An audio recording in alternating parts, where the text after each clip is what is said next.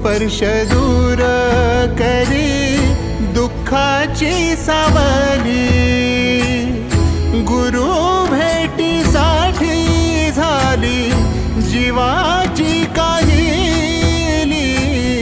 भक्त तुझा गुरुदेवा पुरता अटला। भेटला विठ्ठल माझा भेटला